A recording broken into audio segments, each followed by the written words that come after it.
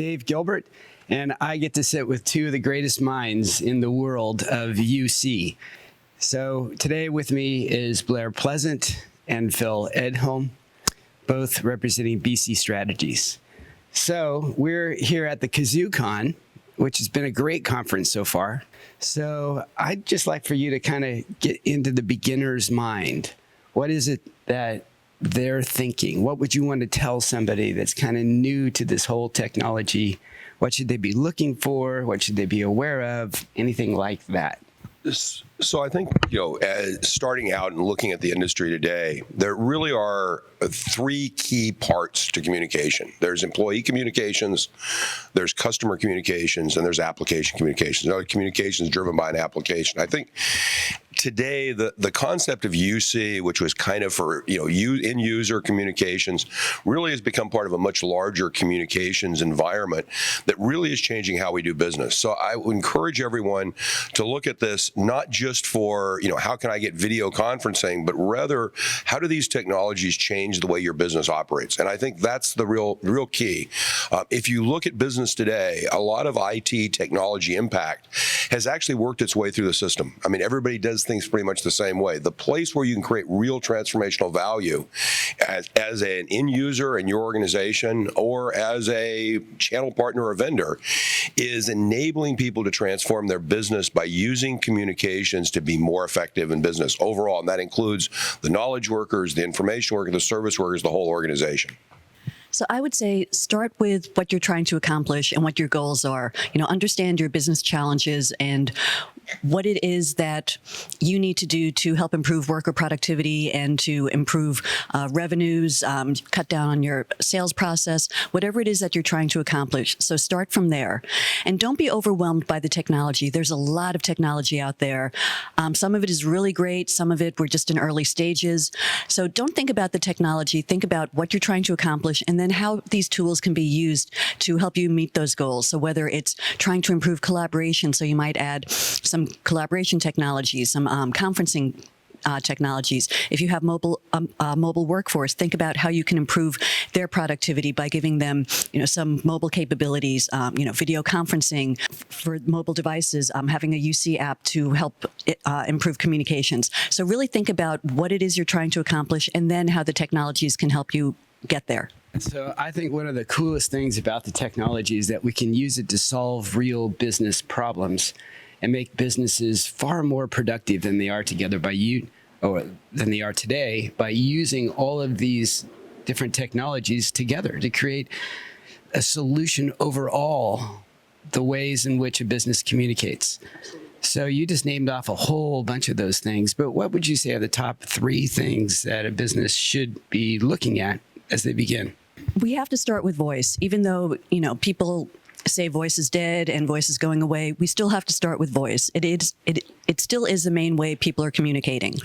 The next thing is, I'd say, messaging and chat.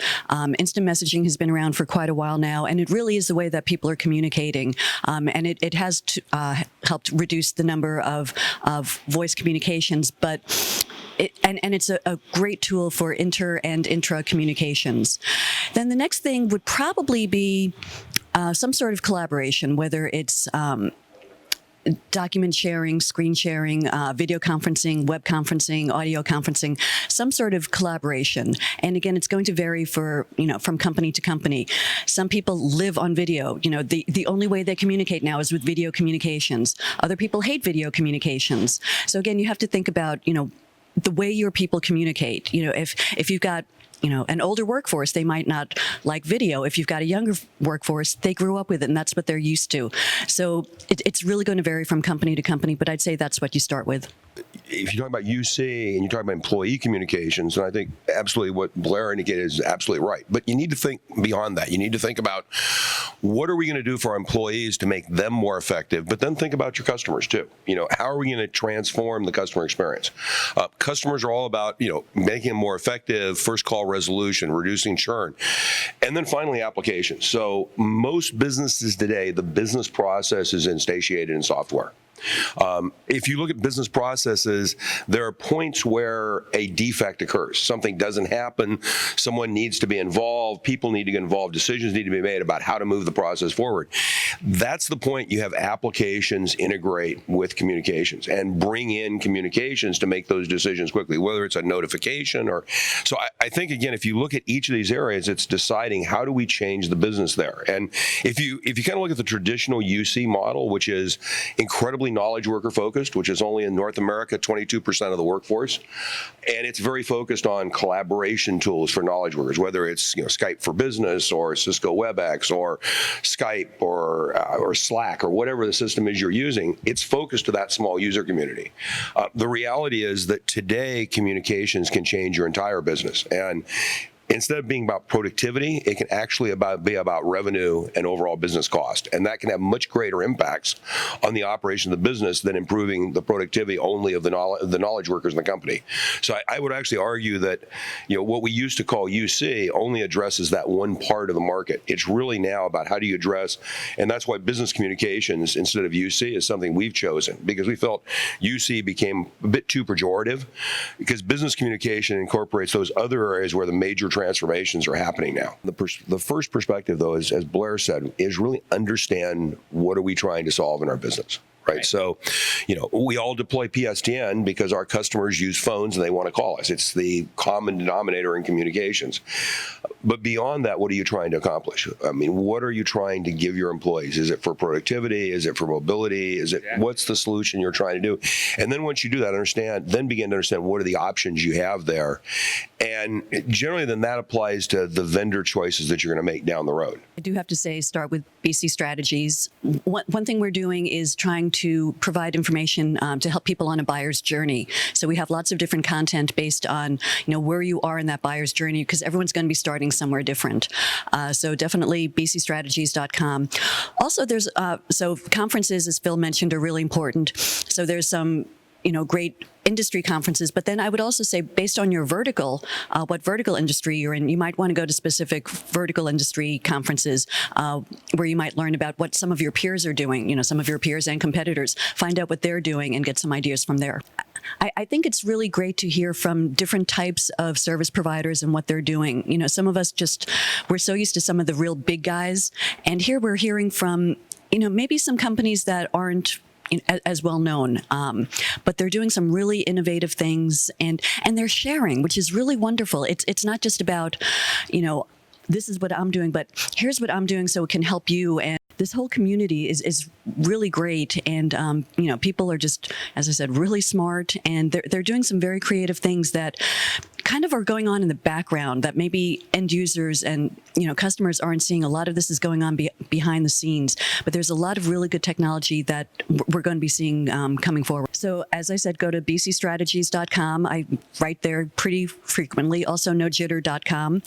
And if you like listening to podcasts at BC Strategies, we try to do a podcast about every other week or so you can listen to podcasts there. So, I think this was an interesting event, because for the average buyer of business communications, this would have been a very ineffective event, because it really is an event designed for the service providers that are using 2600 Hz as a platform to deliver solutions to the market. And I think this is the place where you actually see something very different happening. So if you go to the big events, whether it's, an Enterprise Connect, you see the big companies that are all dealing with what I'll call a horizontal solution. So a PBX-like solution.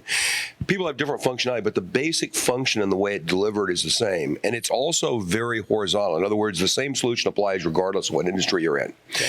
What you're seeing here, though, is really the beginning of people adding vertical value, of really saying, we now have a platform that you can really begin to tailor to a specific market, whether it's, the dentist market or healthcare or insurance or pizza parlors.